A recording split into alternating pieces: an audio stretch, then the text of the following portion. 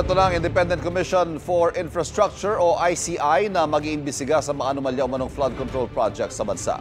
Susuriin din ng ICI ang lahat ng infrastructure projects sa nakalipas na 10 taon. Binigyan din ng Pangulo na hindi siya makikialam sa ICI at wala ring sisinuhin sa investigasyon nito. Narito ang aking unang balita.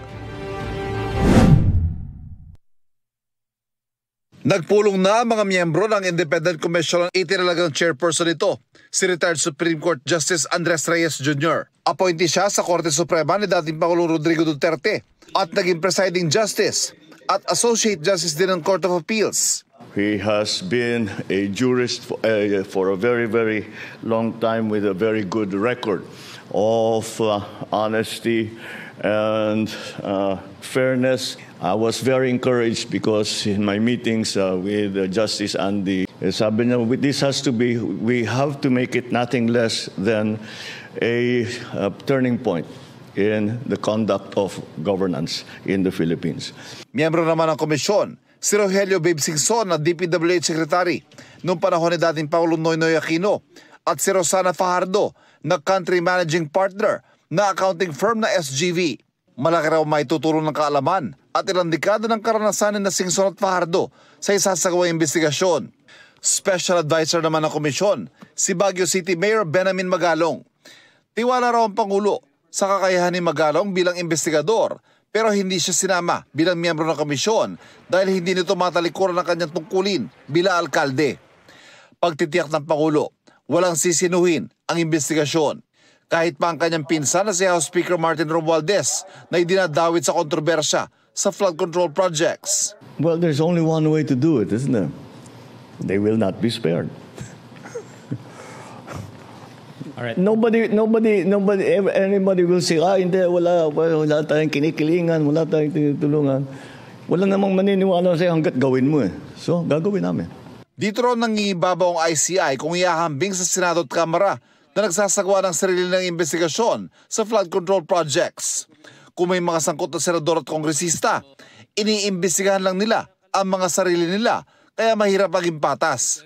Sinisiguro raw ng Pangulo, hindi siya makikialam sa trabaho ng komisyon. What I want to stress here is that the independent nature of this commission. Hindi kami makikialam sa trabaho nila. We will of course be in discussion with them. We will ask them, ano nangyari, what have you found, what are we doing next, etc. But we're not about to direct them as to how they are going to conduct their investigations. And we are going to leave it up to them. Sinusuporta naman daw ni Romualdez sa pahayag ng Pangulo. Dagdag pa niya, mag-iibang miyembro ng Kamara, hindi raw paprotektahan kung may mapapatuloyang may ginawang mali. Mga proyektong pang-infrastruktura sa nakalipas sa 10 taon ang iimbestigahan ng komisyon. Paliwanag ng Pangulo, 10 taon daw kasi ang pagtatago ng record sa Commission on Audit o COA at kailangan daw malaman at matonton kung bakit nagkaganitong sistema sa gobyerno at paano ito may sasaayos at matiyak na hindi na muling mauulit. Ay kay Magalong, ibabahagi rin niya sa ICI ang mga nakuha niyang ebidensya tungkol sa mga flood control project.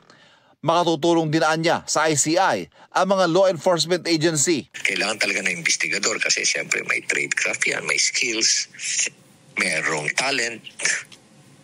Hindi basta-basta sino-sino na lang ang pwedeng magtanong-tanong dyan. Tingin daw ni Magalong meron na may sasapang kaso base sa mga impormasyong naglabasan na.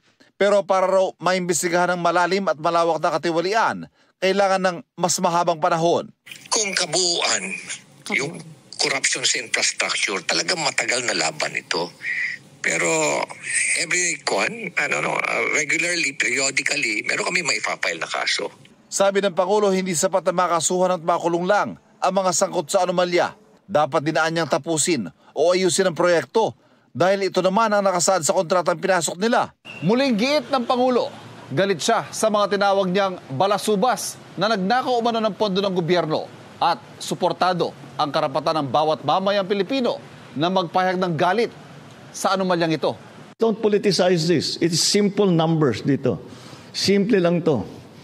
Magkano ang ninakaw na pera ng mga balasubas na ito? That's what we need to know. That's what we need to fix. You have to remember, I brought this up. And it is my interest that we find the solution to what has become a very egregious problem. It has now been exposed to the general public. Do you blame them for going out into the streets? If I wasn't president, I might be out in the streets with them. Kansilado na ang lahat ng flood control projects sa 2026 budget. At sa halip, naghanda ang palasyo ng menu na pagpipilian ng mga mababatas para paglaanan ng pondo. Kabilang dito ang mga proyekto sa edukasyon, agrikultura, kalusugan at iba pa. Ito ang unang balita. Ivan Mayrina para sa GMA Integrated News.